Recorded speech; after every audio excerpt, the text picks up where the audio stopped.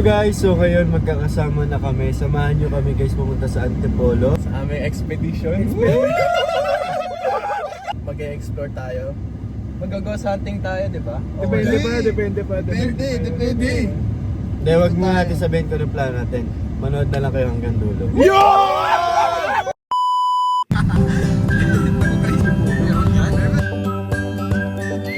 Guys, di alam ni Paolo anong gas inalagay natin. Hindi alam ni Paolo kung anong gas. So, baka sabihin namin sa gasoline boy, Any. one of everything please, surprise me. So guys, baka ito na yung huling beses na makikita nyo kami guys. Thank you guys, I love you all. So nakapark na kami guys. Tingnan nyo yung parking ko guys. Tabi nyo. Nice parking. So, andito na tayo ngayon sa simbahan. Destination number 1 guys. Fun fact lang guys, Antipolo is very known for yung ano nila, para siyang pilgrimage site talaga ng mga tao, from students to workers. Tama di ba pare? Tama pare. Okay. Ano pa?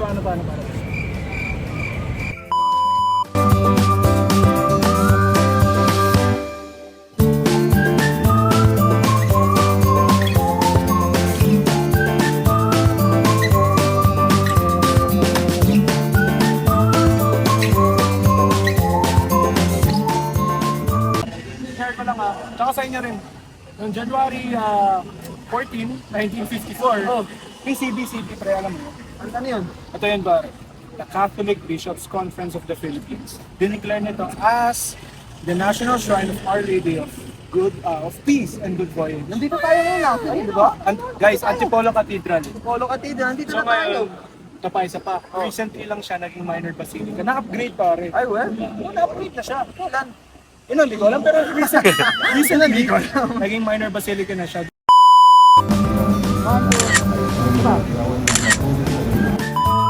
Ano ba yung mga famous na pagkain po sa Antipolo?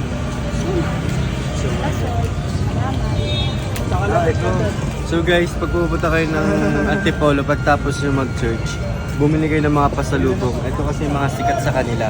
Yung mga kasoy tsaka yan. Kaya subukan nyo na. Guys, ito try namin yung suman na binili namin. First item. Nasa kotse kami guys kumakain kasi alis na rin kami maya-maya. Wow! Ako unang kagat. Lasang sticky rice. Tabang. Matabang siya guys pero masarap naman. Masarap naman siya. Sugar na lang kulang. Hindi. Next item is Kalamay. Ano siya? Siguro matamis rin siya guys. pizza. God, dugot ng vlog na to. Oh, sabay-sabay tayo ha. Ay, mas masarap to pare. Pero Mas try tabang yung pa din ano, eh. kalamay. Kumpara mo yung dalawa, no? Yung kalamay pati yung suman. Masarap yung kalamay. Masarap yung kalamay Guys, kasi worth it, malasa. bilhin niya. So guys, sunod namin is yung adobong kasoy. Top. Masarap. Sarap yan. Ito yung pinakamasarap. Top 1 ko to. Same. Top. Yes! Ko to. Ano?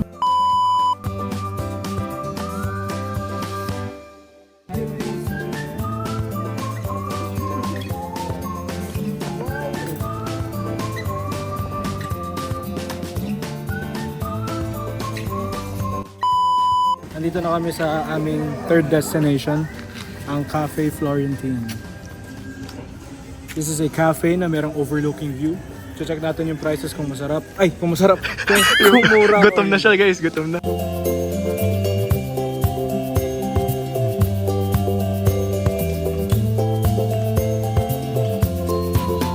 So ayun guys, may coffee na sila. Coffee break. Coffee break. Ano lasa na masarap?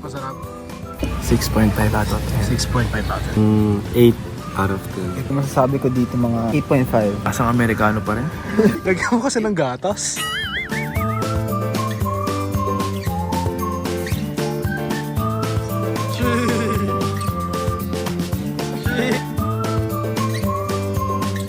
Eh pare, sabi ka muna sa akin.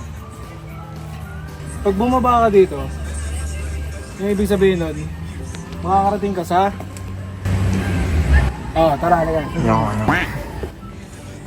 Isa pang baba mo dito. Come on.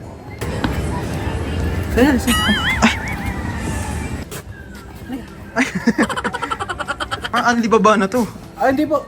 Nandito po tayo ngayon sa isang magandang view, isang parte ng Cafe Francine. Ayun yung Cafe Florentine.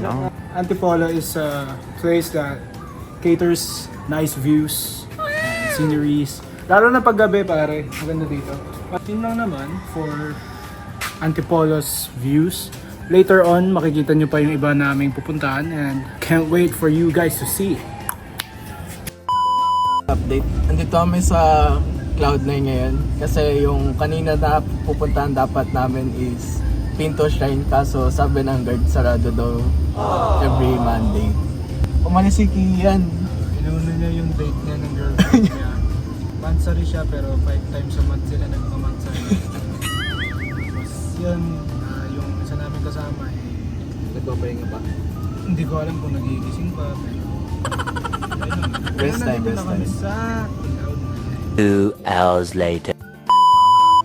So yun guys, bago ka mag-hanging bridge sa yung museum, kailangan mo na bumili ng ticket. So yung presyo ng ticket, 100 pesos per person. And yun, nakabili na kami lahat.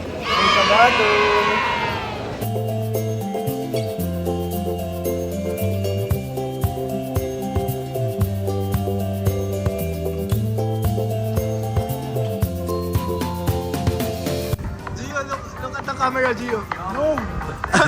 Pataas na tayo, hihinto ka pa ba?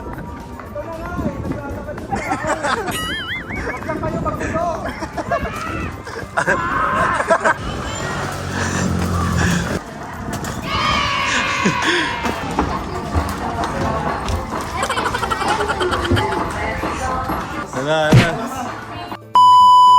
So guys, andito tayo sa Cloud9. Sa pinakatuktok ng Cloud9. Sikat siya for having the hanging bridge. And as you can see, the 360 view of Antipolo City. Wow!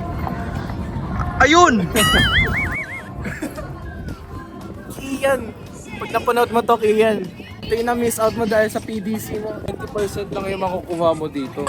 Yung add-on, Ay, ito ato. they have random museums here. Like the... Ano tawag doon? Ming Dynasty. The... sa yung mga Chinese. Kumbaga yung mga Bronze Age pare. Sa Butuan. Oo. Ano, Nahukay. yes. Nahukay. And most importantly, yung mga foods dito masarap. Mga Asian artifacts. Nag-start muna to as a restaurant and then develop into... Nakikita nyo ngayon. Welcome sa aking hardin. Only rich people can relate. Keep your head low. Medyo maano yung mga down mo dito. You guys, keep low lang. Wala akong mga alaga. Jermaine. Si Oreo?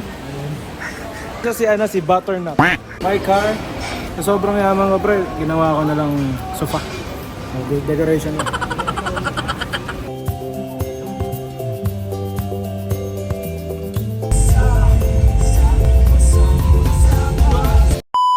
Yun guys, after a long trip, nandito na kami sa Binilid. And sorry kung ngayon lang kami nakapag-update.